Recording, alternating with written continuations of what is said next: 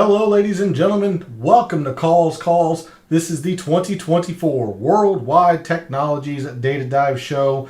As usual, for a Monday night, we're going to be digging into the course history. Although there is only 1 year of course history, we're going to dig into that course history in quite a bit of detail this evening. I've got some past Palom data to share with you all. And of course, we'll go through Fantasy National. We'll take a look at the forecast. Quite excited, so let's get into it. All statistics provided tonight and every night are from fantasynational.com. It is the best golf analytic tool out there for your money. It's going to make you a much smarter golf gambler and a much better golf DFS player. Go check out fantasynational.com. You will not regret it. In the description of the video, there are links to all of the social media. First off, my X and Instagram, where normally I post research every Monday regarding previous winners of the tournament, some patterns that they all share, players in the field for the week who share that pattern.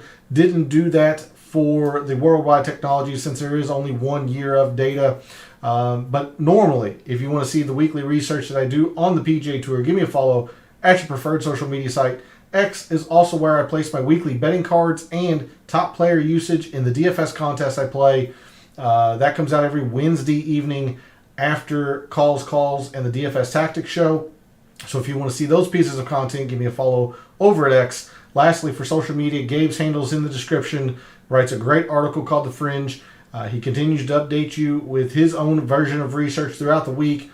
And if you are a subscriber to his article, which is free to do, you're going to be able to join us in his Substack chat every Wednesday evening after calls as we continue the DFS talk over there. It's always a fun, interactive, informative discussion. You really are missing out if you are not subscribed to that article, so make sure you are doing that. Also, go show him some support. Follow him over on social media. Lastly, we're live. Chat's open. Want to hear from you all. Have you all made any wagers for the Worldwide Technologies? I certainly put in a few wagers earlier today on players at prices that I liked. How do you think the course is going to play this week? Who's your early favorite? Who are you staying away from? What do you think of the pricing? Would love to hear from you all in the community, so feel free to jump in chat and join the discussion this evening. So let's dig into the weeds of the data for the 2024 Worldwide Technologies Championship. And we start, as we customarily do, on a Monday evening over at the extended look of the forecast for the tournament. Reminder, as I center this camera, we are in Cabo, which is on the western peninsula, and I do not know the peninsula name, but on the far western side of Mexico, and at the very southern tip of that peninsula. We are in Cabo. Weather looks fantastic for this week's tournament. The most wind in the forecast is on Thursday, with high in terms of velocity winds, reaching maybe double digits. So not much there. Gusting maybe into the teens. A high of mid-70s. I mean, just a perfect week weather-wise for golf, seemingly.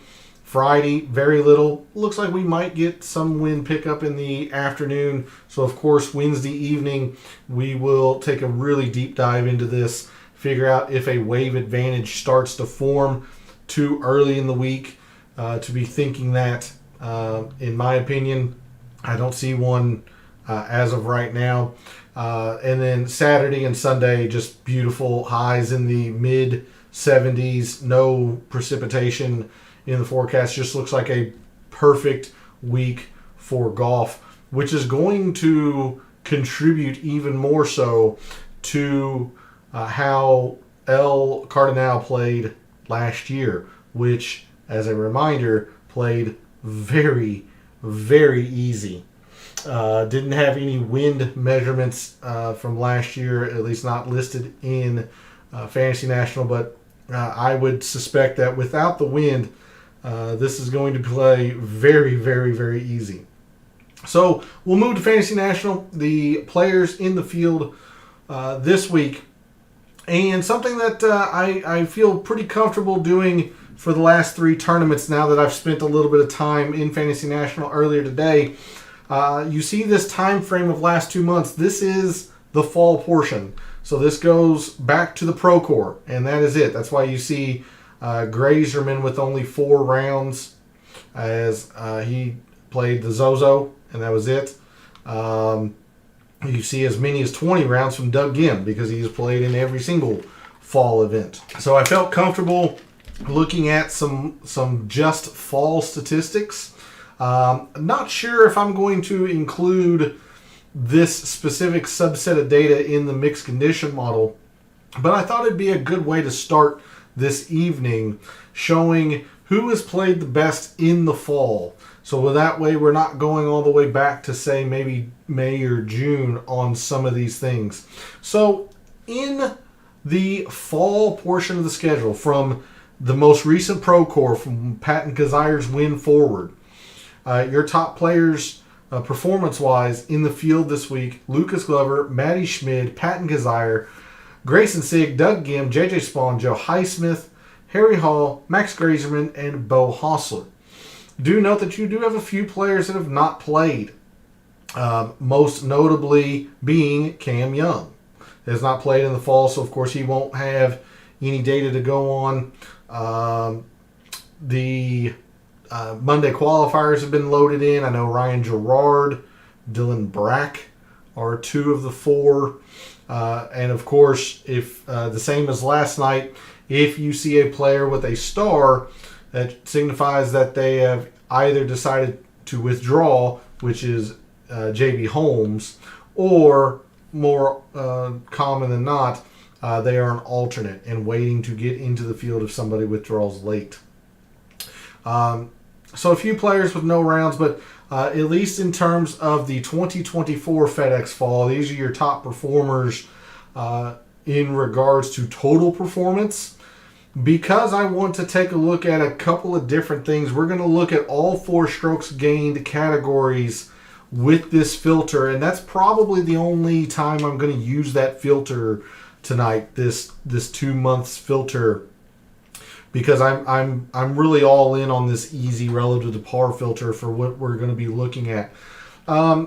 So your top off the tee players in the FedEx Fall: Alejandro Tosti, Joseph Bramlett, Alex Smalley, Cam Champ, Matty Schmid, Austin Smotherman, Daniel Berger, Taylor Moore, Johnny Vegas, and Doug Gim. Your top iron players or approach players: Glover, Gim, Michael Kim, Nick Hardy, Patton Kizzaire, Adam Svensson, Austin Smotherman, Joe Highsmith, Matty Schmid, Lonto Griffin, those are your top 10. Around the green: Sig, Hostler, English, Svensson, Taylor, Ben Taylor, David Lipsky, Baddeley, Griffin, Ben Griffin, Joseph Bramlett, and Sam Stevens. And then your top putters: Vince Whaley, Kevin Tway, Jacob Bridgman, Harry Hall, Chad Ramey, EVR, defending champion EVR, Matty Schmid, Patton Kizzaire, David Lipsky, and Taylor Moore. So just wanted to give you, the most recent form and how players have performed in the FedEx Fall coming into this week. And I think that's pretty, I think the sample size is big enough now that we can use this moving forward for this week, the Bermuda and the RSM. So we'll remove that, and the vision will be skewed, but I'm going to stay here with the strokes gained page view. As you see, we don't have any shot link data. This is international tournament down in Cabo, obviously, so no shot link. So we don't have anything to gather or to gain to look at for strokes gained. So instead, we'll just do a quick review of what we looked at last night, and we're going to start with Paspalum. So on courses with Paspalum greens, that is Cocoa Beach, host of the Puerto Rico Open. I'm going to click both of these Corrales tournaments. I do not know which one is the correct one, so I'm just going to make sure I include both. El Cardinal and Vedanta, host of Mexico. So I'm going to filter on that. We're going to go last 2 years. Normally I like to go to last 2 years. That's just not enough. That's just not enough, I don't think. Yeah, I mean, the most rounds is 22. Most players are, in the 14 to 10 range. Just don't think that's enough. So we're going to look at last 36. And this could go back a little ways. I'm okay with that. Just to make sure we get enough data for all these players.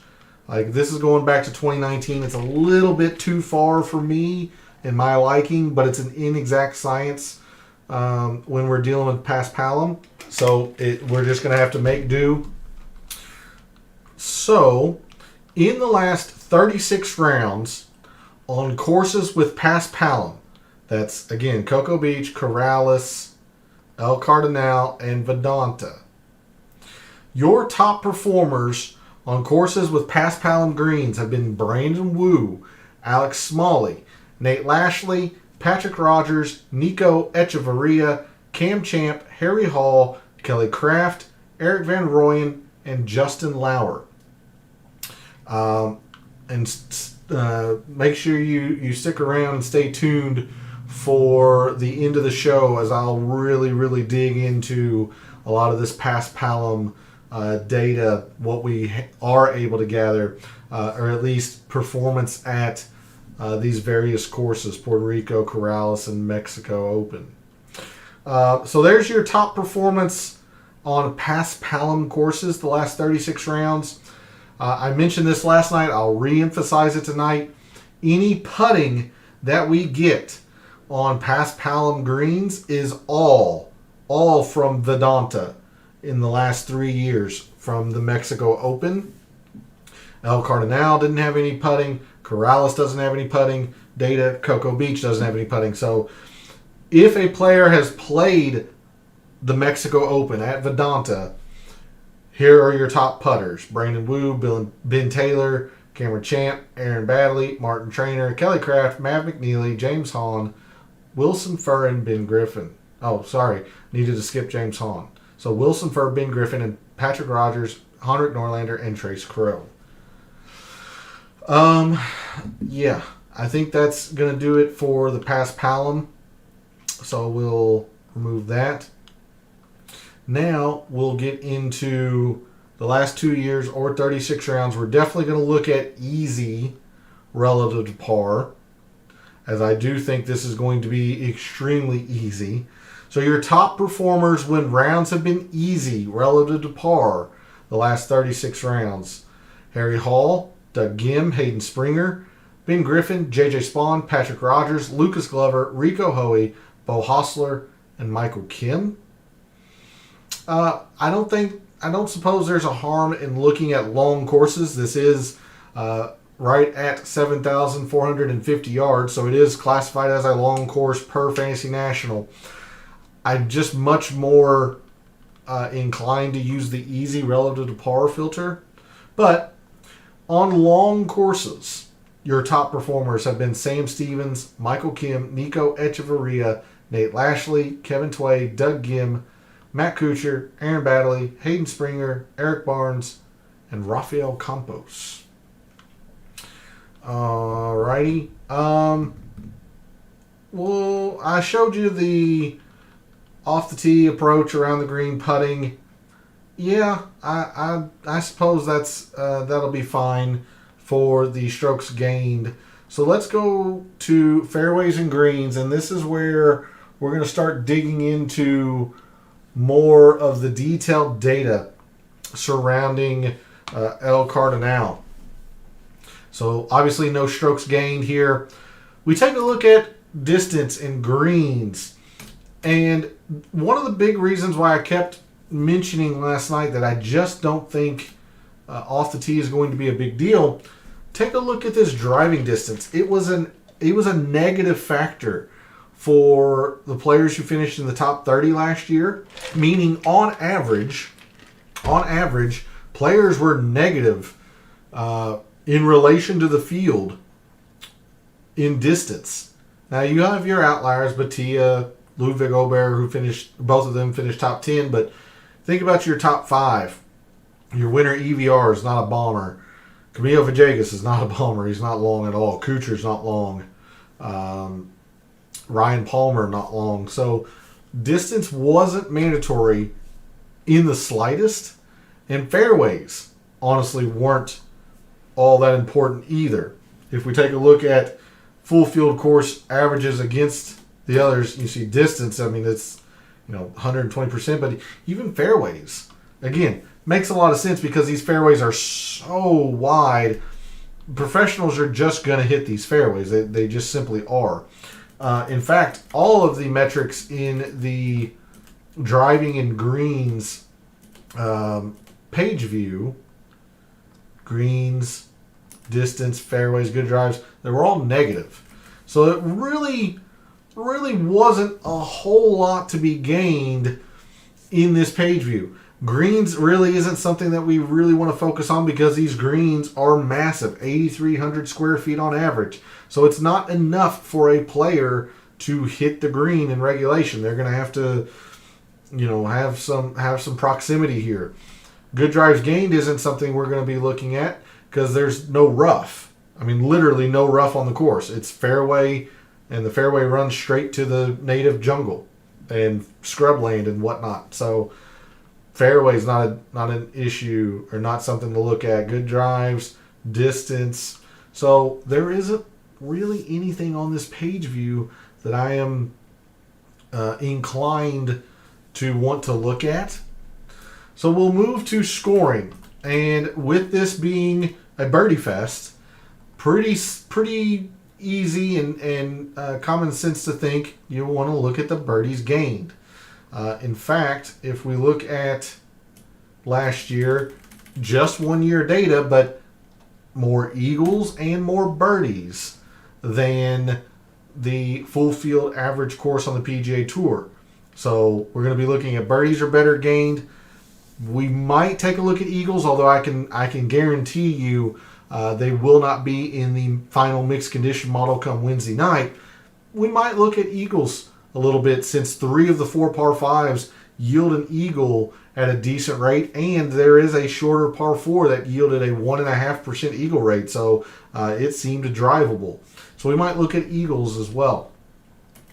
Moving into par 3s, more than half of the strokes gained in par 3s came from 200 to 225, which makes sense because there's 2 par 3s over 200, and there's one in the high 190s, I believe 198, maybe 196. So you can see that hole playing above 200 when they move pins and tees and whatnot. So looks like par 3s 200 to 225 is what we want to focus on there. And if we look against other full field courses, 75%. So par 3s were 10% less than the full field average course. I'm going to have my fair share of weight in the par 3s because EVR played them well. Majority of the top 5 played the par 3s pretty well. So I think this is just a small sample size issue. I do think par 3s are fairly important at El Cardinal. Moving into par 4s, most of the strokes gained, I would say 80%, come from 400 to 500 with the emphasis in the 450 to 500, which again makes some sense. I mentioned that last night. EVR really played these holes well. These are the hardest holes on the golf course. 4 of the 6 hardest holes are the par 4s that measure 450 to 500. There are 6 holes that measure to this length. But interestingly enough, you see that the drivable par 4s really didn't contribute a whole lot. They didn't really contribute a whole lot. It seemed like almost everybody was taking advantage of them, so there wasn't a whole lot to be gained unless you were getting an eagle. And that's why I would maybe look at eagles gained. So we're going to be looking at just these 2 ranges for the par 4s tonight. Whoopsie. And you see that while the 400 to 450 are lower, 38% on the 450 to 5. And then the par 5s, almost all of the par 5 strokes gained came from 550 to 600. And the one that measures over 600 is at 602 or 601. So it can play shorter. So we're just going to look at 550 to 600. When we look at strokes gained total for the players who finished in the top 30 last year, 1.57 for the par 5s. Par 3s are 1.27. So pretty darn close. Pretty darn close between them. That's why I feel like we might want to have a decent bit of weight in the par 3s. For example, if we go to the Shriners, the par 3s at the Shriners are a 1.1, whereas par 5s are 0.3 more, 1.4. Really, the Shriners is all about the par 4s, as you can see there, almost a 5. Sanderson Farms, there we go. Here's a good example. Sanderson Farms, another par 72 golf course that's pretty easy. Par 5s are close to a 2, whereas par 3s are only a 1.3. So generally, the easier a course is, the more I like looking at par 5s. But the data certainly backs up putting some emphasis in these par 3s. So that's what we're going to be focusing on as we go through Fantasy National this evening. Remembering where the emphasis is thanks to that deep statistical dive. So I will fix the page view there. Again, nothing in the distance or fairways or greens, good drives, nothing from this page view really jumps out to me, at least on a Monday evening. Maybe something will come to me as I continue my research tomorrow and into Wednesday. But for now, we're going to just go to scoring, and we're going to look at this in a couple of different ways. First thing we're going to do, let's take a look at when rounds are easy relative to par, the players that give themselves the most opportunities when rounds are easy. Joel Damon, Lucas Glover, Harry Hall, Doug Gim, Tom Hoagie, Nick Hardy, Carson Young, Daniel Berger, Chez Reavie, Mav McNeely. Your top birdies are better gained players when rounds are easy. Harry Hall, third in opportunities, first in birdies are better. A very good combination. I would expect or suspect that he will be very popular this week, but for good reason. Third in opportunities, first in birdies are better. EVR, defending champion, second in birdies are better when it's easy. Hayden Springer, Michael Kim, Wesley Bryan, Pat Gazire, S.H. Kim, Matty Schmid, Ben Griffin, and Marty Doe are your top 10 birdies are better gained players. And we might as well go ahead and look at Eagles, although I will re-emphasize that this won't be in the final mixed condition model. There are a few holes here that yield an eagle at an impressive rate. 5% eagle rate on the par 5 first, the drivable par 4 third, a 1.5 eagle rate on a par 4 is a lot. 2.5 and a little more than 3.5. So 4 pretty good eagle opportunities here at El Cardinal. So your top Eagles gained players when rounds are easy: Toasty, Kevin Tway, Wesley Bryan, Carson Young, K.H. Lee, Eric Van Rooyen, Rico Hoey, Rafael Campos, Adam Svensson, Luke List. We can also look at scoring on long courses. I don't think it's incorrect to look at that. I'm just much more inclined to look at the easy relative to par. But your top opportunities gained players on long courses: Lucas Glover, Tom Hoagie, Ryan Moore, Ryan Palmer, Lonto Griffin, Johnny Vegas, Henrik Norlander, Charlie Hoffman, Nate Lashley, and Cameron Young, and Carson Young. Those two tied at the bottom. We skip Russell Knox. He is an alternate as of now. Top birdies are better gained players on long courses: Justin Lauer, Michael Kim, Lonto Griffin, Cam Young, Charlie Hoffman, Trace Crow, Ben Griffin, Hayden Springer, Nico Echeverria, and S.H. Kim. Probably won't do Eagles on long courses. Eagles generally are saved for easy. We're going to slice and dice, and we're going to put a lot of emphasis. I shouldn't say slice and dice, that's what we just did. We're going to put a lot of emphasis into opportunities. Birdies are better on when rounds are easy come Wednesday night and the mixed condition model. We'll move to par threes. And again, most of the focus is going to go in those par threes, 200 to 225. Yep. So 2024 all rounds. In 2024, your top par 3 performers from 200 to 225 yards. Michael Kim, Keith Mitchell, Ches Reavie, Nick Hardy, Harry Hall, Sam Ryder, Grayson Sigg, Zach Blair, Justin Lauer, and David Skins are your top par 3 performers. So don't be surprised if these players rise a little bit, maybe even a little higher than what you might think come Wednesday night in the rain. Because I'm going to put probably a little bit, if anything, I'm going to be a little bit overweight in my par 3 usage in the mixed condition model. We'll move to par 4s. And again, the focus is on the 400 to 450, but really the 450 to 5. So 400 to 450, top performers: Justin Lauer, Roger Sloan, Matt Kuchar, Zach Blair, Taylor Montgomery, Grayson Sigg, Adams Vincent, Chad Ramey, Cam Young, Nico Echeverria. But really, if between the two, I would focus on this group of players here: Max Grazerman, Mav McNeely, Lucas Glover, Trace Crow, Rico Hoey, Henrik Norlander, Daniel Berger, Carl Yuan, Tom Hoagie, and Hayden Springer. So really, players like Lucas Glover are excellent at both ranges. Daniel Berger, been great at both ranges.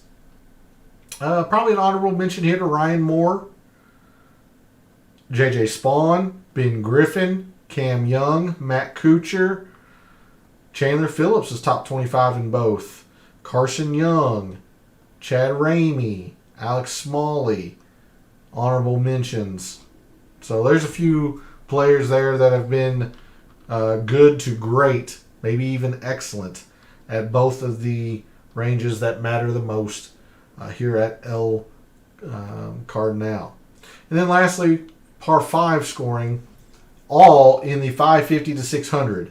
So your top par 5 performers, 550 to 600 in 2024. Johnny Vegas, Paul Barjon, Keith Mitchell, Patrick Fishburne, Bo Hostler, Cameron Champ, Kevin Chappell, Sam Stevens, Hayden Springer, and Cam Young. All right. So with that, we're going to go to Microsoft Excel for the last portion here. This is what I've called the Caribbean comparison course file or sheet. Really, it's PassPalom data.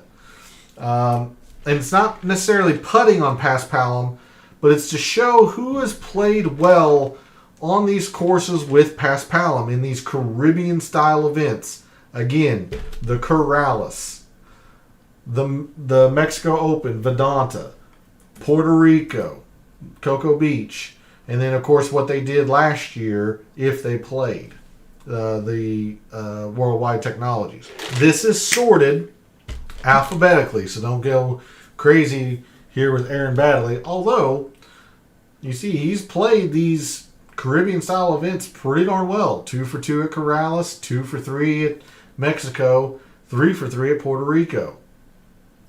And, of course, you know, their performance if they played last year. So first, let's sort on what or how a player did last year.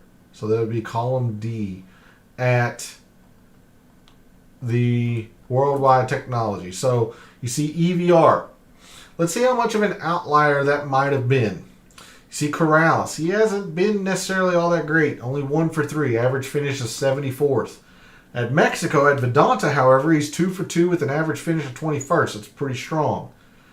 Puerto Rico, 1 for 1. Off to the side here, I have something called a total. These values here are what I normally include as my course value weekly in my rankings. So I went ahead and did a course value for all of these players for the Corrales, for Mexico, and for Puerto Rico. And then I gave them an average or a weighted score based on how well they performed at these places. The lower the number, the better, just like my rankings. You can see Matt Kuchar has a fantastic rating. Don't get carried away with it because he's only played the Corrales, and he's only played it. Well, I only thought he played it twice. He is 3 for 4 at the Corrales, but he's not played Vedanta, and he didn't play Puerto Rico. So he only has one of the 3 comparison courses. Somebody like Nate Lashley, who has burned me many, many times in the past. But he has played these Caribbean events really, really well. He finished 10th here last year at El Cardinal. He hasn't been great at Corrales, but he's been really good at Mexico. He's been really good at Puerto Rico. Bo Hostler, not been necessarily the best at Puerto Rico, but he's been good at Corrales in Mexico. Doug Gim's been fine. Moving our way down here, some other maybe notable names. Keith Mitchell hasn't been too bad at 2 of the 3. I don't think he's played them very many. I mean, Mexico he only played once, top 20. He is 2 for 2 at the Corrales with an average finish of 16th. So, he's played pretty well at a couple of the comparison courses. But like Eric Van Rooyen, I can't say last year was an outlier, but seeing his Corrales performance makes me a little gun shy. Maybe he has been very good at Mexico. Let's see if there's any outliers on players that didn't play well last year, but typically do on these Caribbean style events. Maybe Grayson Sigg, although he's bad at Puerto Rico. Let's see. Yeah, Mav McNeely. Mav generally plays these events pretty well. 1 for 1 at Puerto Rico, 2 for 2 at Mexico, 2 for 2 in Corrales. I mean, he hadn't been fantastic at them, but he hadn't missed a cut at any of those Caribbean-style events. Gosh dang it, I don't know why Excel's going so slow. I'm sorry. But then he did not play well last year, so maybe there's something about El Cardinal that he didn't like. Or maybe last year was just a bad year and you can maybe buy low on him a little bit. Yeah, Harry Hall. Harry Hall missed the cut here last year, but look at his performance at these Caribbean-style events. Corrales is a little bit to be desired, but he's been very good in Mexico, and he's been pretty good in Puerto Rico as well. 2 for 2 Puerto Rico, 2 for 2 in Mexico, 2 for 2 in Corrales.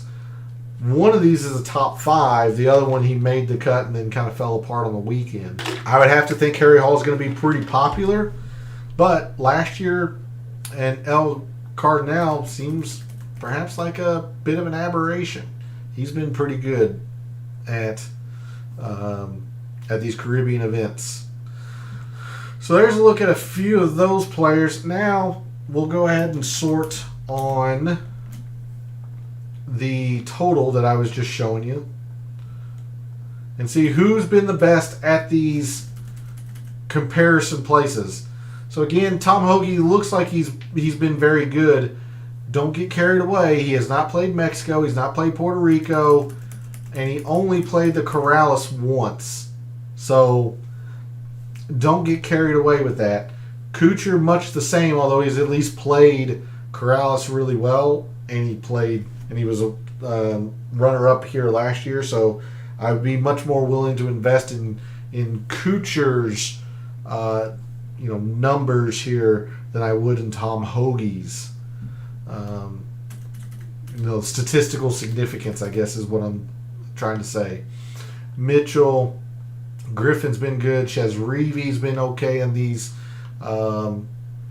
Caribbean events. Look at Patrick Rogers. He did not play here last year, but he's been fantastic in Mexico.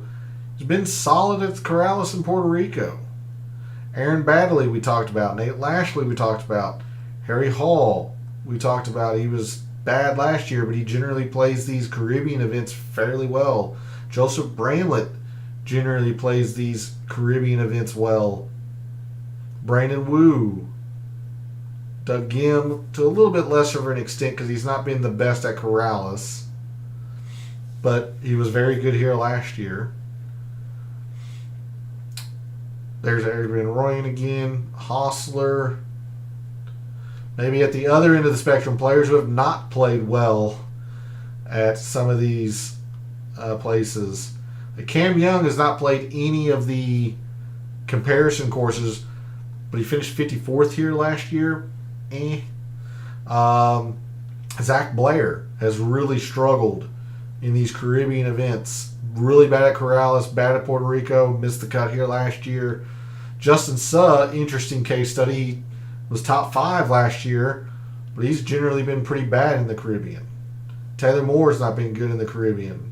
Svensson, Toasty, even though he is Argentinian, so you would think he would be fairly accustomed to these conditions. He's not been very good in these Caribbean events, at least on the PGA Tour. Doherty not very good. Wesley Bryan's not been good at all. Tom Whitney, Raul Parida, Max Grazeman, the top priced player in DFS this week. Not been good in the Caribbean. He's been good at Puerto Rico. That's not fair to Grazeman. He's been good at Puerto Rico, top 15. But his one try at Corrales was rough. So, do you go with recent form or do you go with the, very small sample size of poor data on Paspalum? So I wanted to make sure I shared that with you all. Some Paspalum, or at least some comparison course data, and I strictly went to Paspalum courses for comparison courses. So I'll sort this again back on the name of the player. Again, any player highlighted in orange is an alternate at the moment. But that's going to do it for the show this evening. I want to thank everyone for tuning in, watching, listening, supporting the channel by liking the videos, commenting, and subscribing. I always appreciate it. Love what I do. Taking a very in-depth look at sports statistics, golf statistics mainly, but sports statistics, giving you a statistician and data analyst's view of what he sees, trying to help us all win a little bit of money in the process. We've got 3 weeks to go for PGA in 2024. We're going to try and finish the year off on a very, very successful note. Myself, I was very successful at the Shriners. I'm going to try to keep that momentum to the end of the year. So thanks again for all the support, for all of the wagers you've made so far this week for the Worldwide Technologies, for all the wagers you're thinking about making this week for the Worldwide Technologies, and until I see you Wednesday night for the DFS Tactics show, may all your bets be profitable.